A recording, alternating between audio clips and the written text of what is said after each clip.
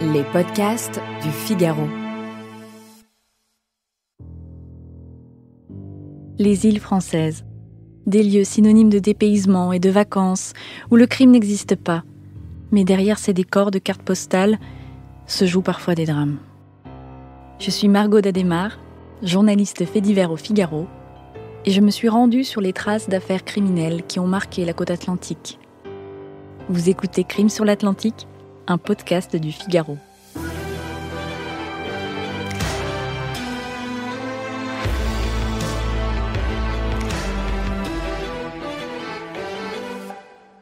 Épisode 3.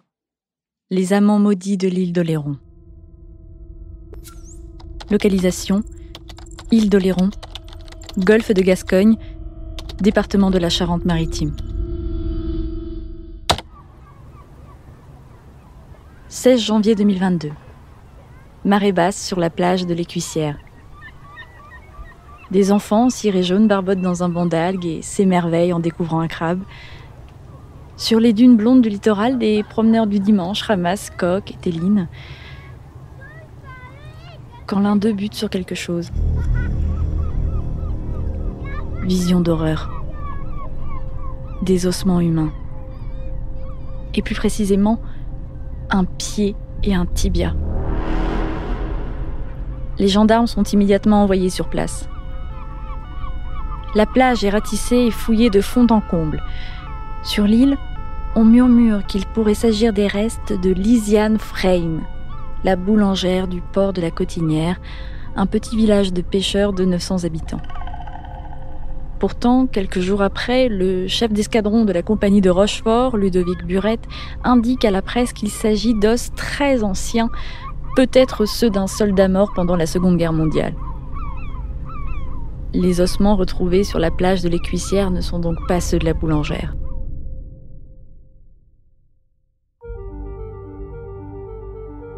Retour en arrière. Dimanche 11 octobre 2015.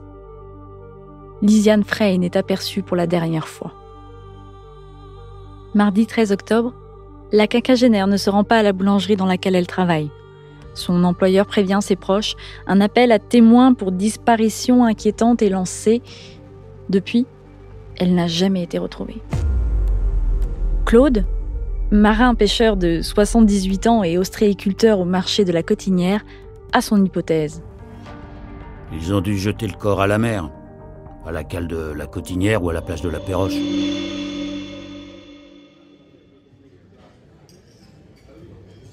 Avant de devenir boulangère, cette fille d'ostréiculteur avait tenu avec son ex-mari Dominique Vatrin durant 20 ans le restaurant La Chaloupe, à la Cotinière. On y déguste les célèbres huîtres marraines Oléron, mais aussi des soles meunières bien beurrées et les classiques moules frites à la crème. Après leur divorce, le couple vend l'établissement. Lisiane Freyn ouvre un nouveau commerce, Crêpes au Maître, juste à côté de la Chaloupe. Mais elle fait faillite en 2014 et son ex-mari lui trouve une place dans une boulangerie de Saint-Georges d'Oléron. La mère de famille alterne entre la boutique et le marché de Labré-les-Bains, où elle vend baguettes et viennoiseries. Une commerçante se souvient de Lisiane. Oh, elle avait un sacré caractère. C'était une femme dynamique, travailleuse et pleine de vie. Mais elle était assez secrète. Lisiane Freyn est une femme dans la fleur de l'âge, indépendante. Elle s'assume, elle sait ce qu'elle veut et elle a réussi. Grâce à des années de travail acharné, elle s'est offert une villa cossue à Saint-Pierre-d'Oléron. Elle n'a besoin de personne. Les mois qui précèdent sa disparition, sa principale occupation est la décoration d'une chambre pour l'arrivée de sa petite fille. La quinquagénaire s'apprête à devenir grand-mère. En face de la boulangerie où travaille Lisiane se trouve un marchand de livres d'occasion. Guylain Fricot, 62 ans. Avec sa carrure robuste et son visage carré, c'est un homme qui paraît solide et plutôt rassurant. Cet ancien légionnaire et boxeur tombe sous le charme de la boulangère et de ses petits pains au chocolat. C'était un drôle de bonhomme. Il vivait dans un mobil-home, il vendait toutes sortes de livres, mais surtout des livres érotiques. Juillet 2015. La boulangère et le bouquiniste entament une liaison. Mais ni les commerçants ni les proches de la boulangère ne sont mis dans la confidence. Pourtant, tous se doutent que quelque chose s'est noué entre Lisiane et Guylain. Son fils aîné, Jordan Vatrin, un ancien sapeur-pompier de 35 ans, raconte. Elle savait que c'était pas une histoire sérieuse, alors elle en parlait pas. Et pour lui, Lisiane, c'était son trophée.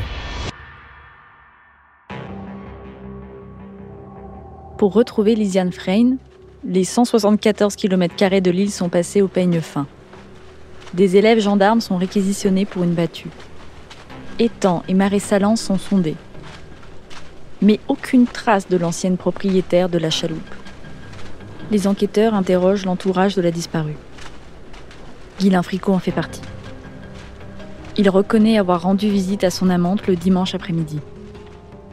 Mais une fois l'interrogatoire terminé, le bouquiniste prend la fuite à bord de son fourgon.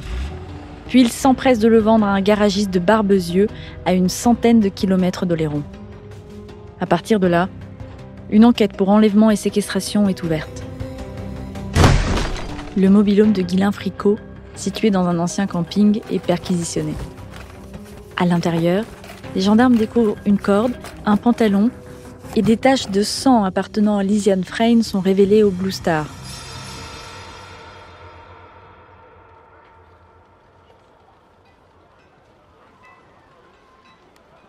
Après 2 semaines d'errance, Guylain Fricot est enfin localisé en région parisienne, dans un camp de gens du voyage. Les militaires sont sur les dents. Ils font plusieurs allers-retours entre l'île d'Oléron et le continent, et le lieutenant Pierre Toumelin, chef de brigade d'Oléron, explique que Guylain Fricot avait toujours une demi-journée d'avance, jusqu'au jour où il est interpellé. Sur le pare-brise de son fourgon, les gendarmes trouvent un ticket de caisse. Le 9 octobre 2015, au Bricorama de Rochefort, Guylain Fricot a acheté un sac de chaux et 35 kilos de ciment. Rapidement, le bouquiniste est mis en examen pour enlèvement et assassinat et placé en détention provisoire. «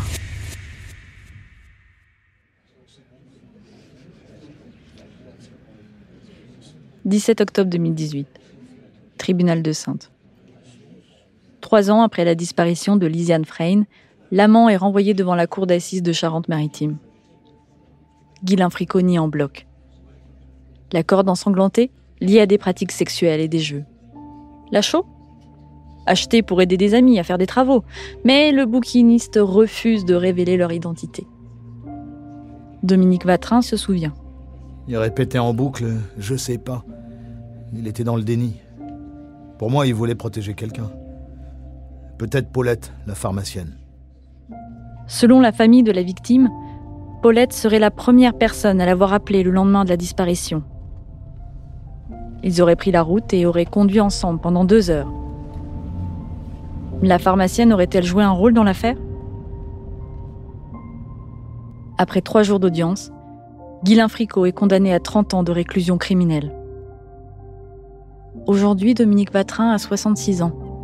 Il se rend régulièrement devant le mobil-home où son ex-femme aurait été tuée. Peut-être pour avoir un lieu où se recueillir. Dès qu'on trouve une carcasse de sanglier, on pense que c'est Lisiane. C'est un ascenseur émotionnel. Et puis, chaque fois que je vois passer une Fiat 500 blanche, je me demande si c'est elle. C'est devenu automatique. Depuis, la famille a participé à plusieurs émissions télévisées. Le fils de Lisiane espère encore. Si on arrête d'en parler, c'est terminé. On la retrouvera jamais. Alors même si c'est lourd, il faut témoigner. Des gens pourraient se souvenir de quelque chose.